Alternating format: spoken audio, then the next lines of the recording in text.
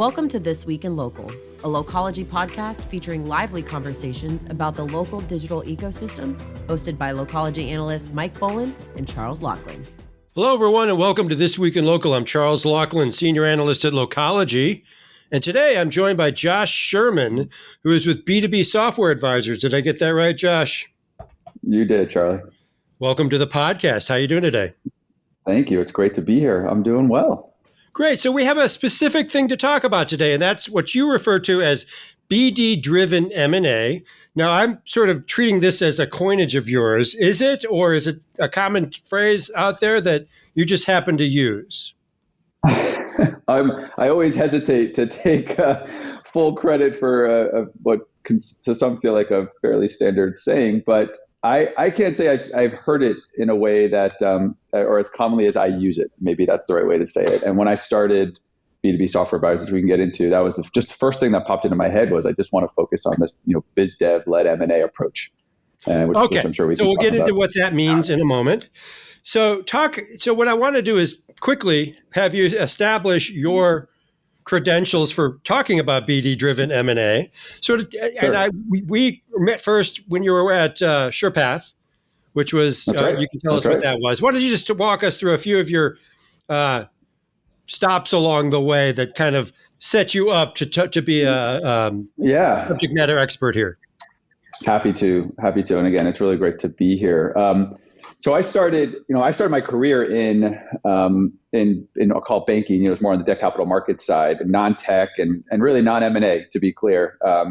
But I moved into tech after realizing how much I hated that world. And in 2010 or so, I joined my first startup in a business development role. It felt like the only thing I was really qualified for, and also focused on the small business software space, which I turned out to really love and felt a lot more passion for. And through that, I really just started to cut my teeth in what business development meant in terms of building relationships, how to launch partnerships to drive, further distribution, further brand, get the brand know-how and whatnot around that. And that really, I dove right into just broader business development at a startup called Postling at the time. But then I joined my first, large established B2B software business called ConstantContact, which, at the time most of us have heard of it. Most, I hope, have heard of ConstantContact. Uh-huh. And it was at ConstantContact where it just really expanded the broader, my broader business development know-how and what I built the foundation of my expertise in the space. But it was also there that I worked closely with the corporate development team, as often the biz dev and corp dev teams do. And it's where, I really saw the symbiotic relationship between how corp dev leans on the partnerships team as certain potential strategic priorities come to light. And it was there where we ended up acquiring a company called Single Platform, which we can talk about at some point or later. But that's where I saw this biz dev led approach, where I was like, wow, I was talking to them on the partnership side. It turns out that the company was thinking about that space, and they heard that Josh was working on a partnership with them, and yada, yada, yada. We ended up acquiring the business. And it was really there that I saw that first piece of it. And so I went on, continued to do some biz dev work inside the B2B software space, but then I ended up being pulled into a more traditional M&A role with SurePath Capital Partners, as you mentioned. Mark McLeod, who was the founder there, super grateful that he gave me that opportunity to come over. He really wanted someone, he didn't want a banker. I think a lot of founders can get frustrated with bankers, and Mark was building a different type of firm, and I really loved his vision. And we were really able to execute on the vision of being a more founder-friendly bank, advisor, if you will. But we wanted to work with clients because we knew the space really well. It wasn't like, let's just get their company sold. It was, let's try to find the right buyers for your business because we know the business really well. And again, that further just started developing that concept in my mind. And as we launched various sell-side processes and we started having conversations with strategics, which, by the way, 90+% of the time they pass, right? I think everyone needs to understand that. It's, selling your company is not an easy thing. But what I found was how often buyers just weren't even familiar with the company. And that's a really hard place to start from when you're a smaller company. Let's call it 2 to 20 million of ARR.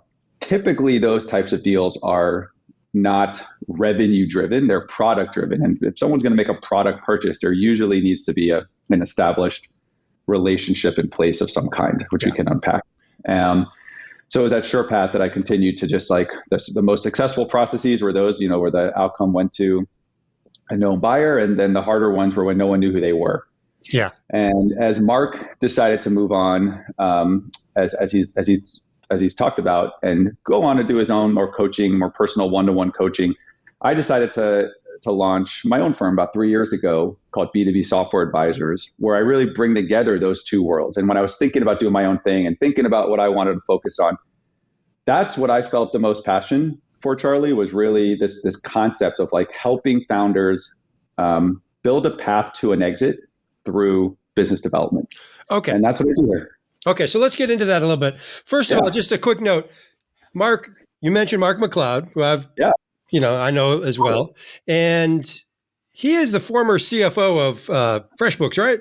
Is it FreshBooks and Shopify. He was the first CFO at Shopify, helped them raise, I think, that's a bigger example, I think. Yeah. I remember the FreshBooks example well, but I remember him talking a lot about FreshBooks. But anyway, that sort of gets to the point of more M&A from an operator perspective than a banker perspective. Right? Correct. I mean, Mark, absolutely. I mean, he would often say, as a CFO, he was really just tired of being approached by bankers who would blow a lot of smoke up his butt, saying that we can sell your business, and just throwing a lot of fancy metrics at them instead of really understanding under the hood of the business and why this could be strategically relevant. And so that I believe that was his foundation for starting SurePath. Okay, that makes sense. That sounds familiar, certainly. Yeah. So let's go back a step or two, if you don't mind. Yeah. First of all, this is going to sound silly, but this is all about BD-driven M&A. So, and I'm sure everyone out there kind of knows this already, but let's make a quick distinction between BD and sales. Okay? Yeah, of course. That is a classic question, even in my own house, as I'm married to a fantastic saleswoman. She is a sales leader, and we often debate the nuances of the two. I mean, sales is I've always said sales is look, I want to sell you this cup, and you are going to buy this cup, right? Or this software. Just don't say pen, right? Yeah, exactly. And it's a very defined transaction. Whereas business development has to be longer, you have to have a longer thesis in terms of why you are building a partnership with another software business. It could be product driven, of course, like we can, maybe your product can help extend their solution in many ways, and you can white label that product and you're trying to sell that into them. But that is it's still more of a partnership approach in terms of how that would look, how that would scale, and you really work with them in different ways. And there's different forms of distribution through that.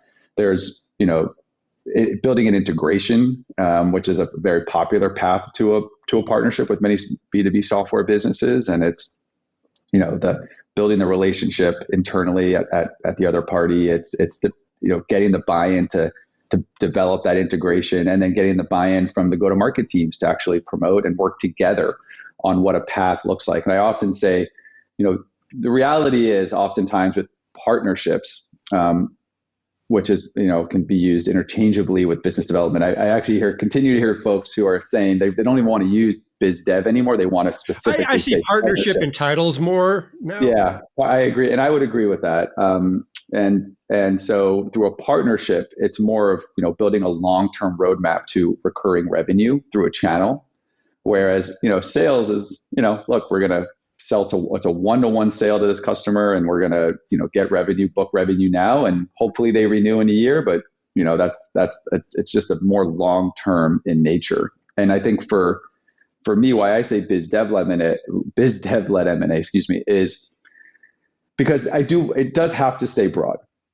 My goal with founders is, I believe at a bare minimum, yes, you want to launch a partnership. I often talk about we're not trying, you don't want to just launch something because the thesis is they're going to buy you. No, that's a bad way to approach it. Like, you should approach it as this could be, a net positive for the business. You can hopefully launch a partnership, but at a bare minimum, you want to establish a relationship with the right stakeholders at the company. And that's why I say sometimes just business development. You're just developing that relationship with hopefully the CEO, hopefully some head of product, maybe even if they have a corp dev team, and then of course the go-to-market organization as well. And it can be through various channels. But the goal is to develop that relationship so that when you are ready to sell your business, you can talk to an advisor who's going to help you do that and say, I have relationships with these 10, 15 parties. Here are the degrees of their relationships. Here's who I'm talking to. And you are going to be able to hand over like a much more baked pipeline and increase your probability of having a successful outcome. It's still, there's never a guarantee. But even better, of course, is to generate that inbound interest. Ideally, you're developing those relationships internally. So that way you stay top of mind, so that perhaps, what your product is doing for them becomes a strategic priority, and you're top of mind of like, hey, we're doing a market map, and, we're looking at 5 different companies. We thought of you guys because you've been, in front of us and would love to know more about your product. And maybe now we're more serious about launching a partnership, and they might talk to you about that, but really it's about exploring an M&A situation versus a partnership. And there's countless examples of that. Okay. So again, BD-driven M&A, I think it might help to frame this in a few examples right now. Yeah, sure. Things that have been in the news that you would describe as BD-driven absolutely. M&A. I mean, absolutely. So I have a whole bunch of fun examples, and I think with different use cases as well. So I'm going to start, my home team, ConstantContact, back in the day. So ConstantContact, of course, at the time was a public company when I was there. One of our largest partnerships was with a company called Endurance International. Endurance International is a big holding company of different domains and website builders, and not anybody can look those folks up. Yes. And so Endurance ended up buying ConstantContact after many years of being tightly integrated together. They had, multiple go-to-market motions. ConstantContact was integrated into, the Endurance backend, the cPanel of, where they offer other tools, and there was countless amounts of data that they were able to point to. And that's actually a very large transaction. It was a take private, but I can guarantee you Endurance does not do that deal if they didn't have the data to support the underlying partnership there. Okay. So that's kind of I always love to talk about that one. That's a fun one. And then of course, even when I was there, as I mentioned earlier, the single platform one. But in terms of other examples, I'll kind of run through a couple that I didn't work on, just to give you guys an example. Maybe more recently in the news, if that's possible. Yeah. So, even recent. I mean, even a couple of weeks ago, HubSpot and Clearbit. They just announced. HubSpot announced the acquisition of Clearbit, which there was a longstanding partnership there. A lot of folks use Clearbit in partnership with HubSpot, so it really became, I think, as internally, I'm assuming, as more enriched data. Data is huge right now, and as HubSpot was looking at different data providers, it was. I'm sure a lot of work went in behind the scenes, but I'd imagine it was easier for them to have a lot of data to point to with the existing partnership of folks that use that together. Another really big one, of course, was the Loom Atlassian. I actually, the co-founder of Atlassian put a post out on LinkedIn that was like an advertisement for BizDev-led M&A. So I encourage folks to go find that. But that's a great example where he talked about, they had been building a relationship with Loom since 2019. And I'm sure that felt like a no-brainer. And then another in the sales automation too. I'm sure for the founders it did. But it's funny. Like I would guarantee you, like I would feel pretty confident the Loom founders, it was strategic to work closely with Atlassian from a distribution standpoint. It makes a ton of sense how a lot of product organizations were using Loom. And I don't know if they would tell you in 2019 they were built, that they were hopeful that Atlassian would buy them, but I'm sure at some point there is some list of, at least in their head, of potential buyers, and Atlassian was top of that list. And so that raises an interesting question, which is how often do people go into BD relationships, for lack of a better term, with an exit in mind? I mean, do you think that's more common than not, or less common than not? I think it depends. I think it depends on the partner and who you're looking at. I don't think that should be the case 100% of the time. I certainly hope not. Especially there's, the reality as you're evaluating potential buyers or seeking an exit at some point. I mean, there's two fundamental questions. I think one is, of course, strategic fit, and the other is, do they even have the capacity to buy you at a valuation that would be interesting to you? So those are two things you certainly need to vet for. But as much as I know every founder wants to, IPO their company, the reality is if you just look at the data, the vast majority of companies exit for sub $100 million, which means there's a big gap there. Many are sub 50. A lot of those don't end up in the news. You don't read about all of those in TechCrunch because they're not big enough, right? Exactly. Many ultimately, those can still be wonderful outcomes, particularly for bootstrap founders or maybe those that were just very lightly capitalized. Those can still be incredible outcomes, but the vast majority of exits happen in that range. And so, I just think they should constantly be, constantly is the wrong word. They should be thinking about it. They should be allocating time. And that is my pitch to clients and to folks that I just speak to on a regular basis. It's not hard to carve out a couple hours a month to just nurture the pipeline, see if there's anyone that's worth touching base with, letting them know an update on the company, maybe, some interesting case study, whatever it is. We can, talk through countless examples, but it's really a nominal effort that can pay at like long-term gains. I mean, it's business development, and some of it you don't know what it's going to reach into, but it can work. There's this line you read about a lot from, when people are talking about startups and entrepreneurship, which is don't worry about the money, worry about, falling in love with a problem or whatever the advice is, and the money will come. Is it sort of similar in this case where don't worry about the outcome of the BD relationship, just worry about the validity of the BD relationship or the reason for it, et cetera? Talk about that a little. Yes, but, I would, again, everything before the bud is bullshit. You know that, right? Yeah, I just want to make sure. I would never want you like reorganizing your whole strategy. I mean, there's countless examples of founders who reoriented a full quarter or two of product development and go-to-market resources on a partnership that yielded nothing. I mean, I did that at ConstantContact. It's frustrating, to go and ask for those resources and it leads to nothing. So it needs to be calculated. I think that you need to decide the value of the potential partnership, the commitment you're getting from the partner if you're going to actually launch something. But at a bare minimum, it is almost at no cost outside of a couple hours of your time, of the founder's time, to just touch base, with the corp dev leader, CEO.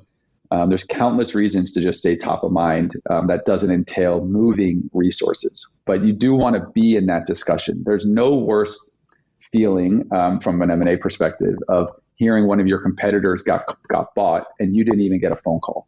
Right. Because in a true, buyers are good, buyers are smart, and they rarely just laser in on one company and say, that's the one we're buying. It happens, but it rarely happens without going to go test what else is out there in the market so that they can bring that to the, investment committee, to the board, to just make sure they're checking all the boxes of we've spoken with everyone. This is the right target, right valuation. And so if you're not even getting that call, that means you have not done a good job of they don't even know who you are. And that's you want your tires to be kicked, right? Correct. You definitely want your tires to be kicked. And I think the thing is for someone where I try to help founders is is to not let them waste your time. That's the key. And it is always, it's a place of strength also to just be look, you don't want to be sold, you want to be bought. And I think it's really important for me, this process allows you to get bought. And, frankly, when going back, if I can sort of bring back to a couple examples, when that was no more true than I was working with Right Networks when they acquired Tally Street as a great example. I was representing them. I was actually representing the buyer in this case, but I was their approach through the corp dev side also was, let's get to know some companies, And so the two acquisitions we did when I was working closely with them, both Tally Street and Proposable, were partners of theirs. And we made a more concerted effort to get to know them more over a couple quarters. A little unsure if we felt we needed to own it, but it was through those interactions where it was it's time to own these. We see enough value in the IP and the product and the team to bring these in-house, and let's see if we can get a deal done. And that was positive for Right Networks, and it was positive for those founders, right? Because then they were bought, not sold. They were not running processes, and it was a really good outcome for everyone involved. So do you have any either a sense, or do you have any data, or do you have a sense of it at least, that the outcomes are different in a BD-driven M&A process, for example, in terms of valuations, in terms of sale price, in terms of, I don't know, what other metrics people would throw out there for that, but you know what I'm getting at. That's a great idea. I wish I could, put together some massive research project. Maybe one day I'll be able to do that, Charlie, but it is more, I think it's more of a anecdotal gut feeling, but also in just speaking with buyers. I mean, most of my job is talking to buyers, and buyers will unanimously tell you that they would rather get to know a company before buying them. And, this is also true. We've obviously been only covering. I'm feeling a dating analogy coming. It's very, very true. And that is, and the reality is where every company founder would love to get bought by a strategic, right? That's the goal, because that's a larger outcome. The strategics will always pay more. There's more upside. But the vast majority of acquisitions are actually by financial buyers, private equity buyers. And that's another component that I try to layer in to what I do with clients, or anyone I talk to for that matter. I try to just really tell them, like, in addition to the strategic conversations, you are more likely to get bought from a financial. So how do you develop those relationships in an ongoing way, and finding the right folks, because those are going to ultimately be your partners. But that absolutely leads to just, more streamlined processes. A lot of people say this. Mark used to hammer this home at SurePath. Time is the enemy of all deals. So the more like fully baked of a pipeline from a both financial buyer and strategic buyer you can have, the quicker you can go to market when you're ready. Or hopefully, if you're able to generate that inbound interest, we can go quickly to those 5 or 10 buyers that you've been nurturing and say, hey, they have an offer. It's a real one. They're considering it. Do you guys want to jump in? Because if not, we're going to go into exclusivity, in the next 30 days. Okay, so I'd like to talk about, from a founder's perspective, a little bit here. Sure. Kind of advice to founders in this context. Are there 3 or 4 things you say, if you're not checking these boxes, you're not setting yourself, you've mentioned it, like the whole, devote a couple hours a month to, the pipeline and all that stuff. But what are some other things you would add to the list of founder checklists to prepare themselves for this kind of outcome? Yeah. So I think, first of all, have that list, have the pipeline of buyers. Number one, build the list. It's so easy. Do it when you're bored. Like, you have a moment. It doesn't have to be people, just people you think should buy you. Right? Have your dream list, right? Of here is the list of, 10, 20 companies that would be a no-brainer, and why. Like, build the reason to, like, the why behind it, like why it makes sense.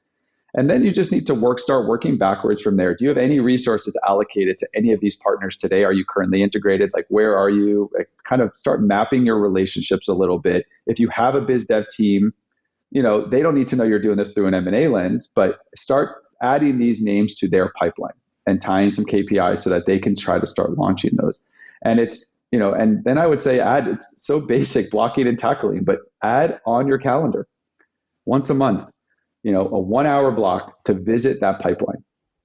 It's so easy. How should you be nurturing that pipe? How should a founder be nurturing that pipeline? You mentioned having their BD people reach out, see if there's a partnership to start. I mean, that makes perfect sense in the context of BD-driven M&A. But what other things should be done by a founder to nurture that pipeline?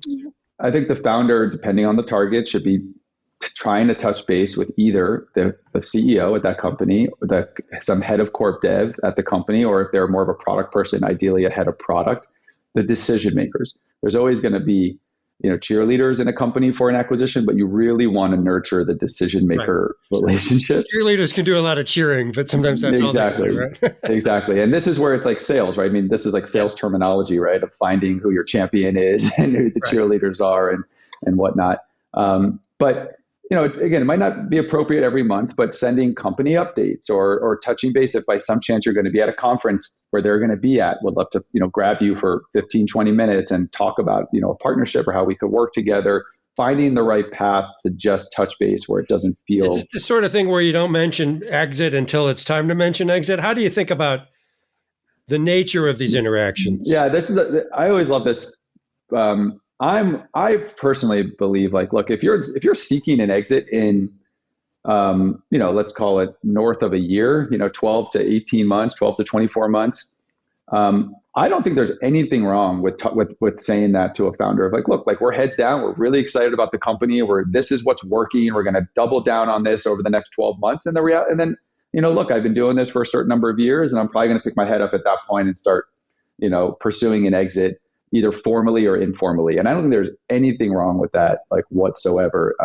Don't be coy, in other words. Don't be coy. You want to be coy about valuation, and you want to be coy about other things, of course. Okay. But no, I think I think that's what builds relationships. When someone feels you're not bullshitting them, I think people that's part of developing relationships, right? Is authenticity and believing that like this is someone that you could see working with long term. And that's just what I really try to get them out of their comfort zone. And it's striking to me, a lot of founders, especially like probably more product-led founders, they're not comfortable in that. And so I really try to push them a little bit to do that and help prep them for some calls and just get them to be more comfortable. It's dating. It is dating, like you said, Charlie. Like, I thought we were going to get there sooner or later with that analogy. Yeah, it feels like it has some of the components of that. Certainly, it does. When do you take it to the next level? Exactly. Who makes the first move? Right. Yeah. There's all these stupid. It's just who pays for dinner? Who pays for debt? That's a big one. That's for sure. I think it all holds for the M&A side. And I just, I do. I think it's something that it's a huge area of underinvestment for founders in general, particularly, I will say, the bootstrap founder. Yeah. Because they're just so heads down running the business and it's hard. It's hard for them. So before we wrap up, I just want to shift gears. Still within the, framework of SMB software, but, and investing in M&A. We've been through, you're not a VC, I know that. But we've been through a rough funding environment over the last, say, year or so, more than that probably. Mm-hmm. What do you see coming up? I mean, do you see any change in the conditions, macro conditions, or any change in the environment that's going to change things in 2024 in terms of the ability to raise money, et cetera? I just didn't know if you had any thoughts on that. I was hoping you could tell me that, Charlie, because I wish I knew that. No, I think there is there is a sense of optimism for sure as we head into the first half of next year. Based on what, in your view? I mentioned earlier the two types of buyers, right? So the financial buyers and strategic buyers. Strategics are from all of my conversations, they're being inundated right now with a lot of not so good companies that are in trouble, raise way too much money. Now we got to do something about it. Yeah. And now we got to do something about it. Which, by the way, of those companies, the ones who are in the best position are those that have pre-existing relationships with a lot of these companies. If not, then they're going to get beaten down. This is not the time to start that relationship. No, this is the wrong time. But whereas on the financial side, financials are, I'm getting inundated with like, we're looking for good quality assets. Like we are absolutely buyers. I think that the market has held pretty well for them. The interest rate environment, I think the instability of the interest rate environment over the last year plus has put a lot of people on pause, but that seems to be settling down now, which is a net positive for the M&A world, particularly on through the financial lens. So I'm seeing some optimism. I think there's folks that are, of course, it's caveated with it's an election year next year.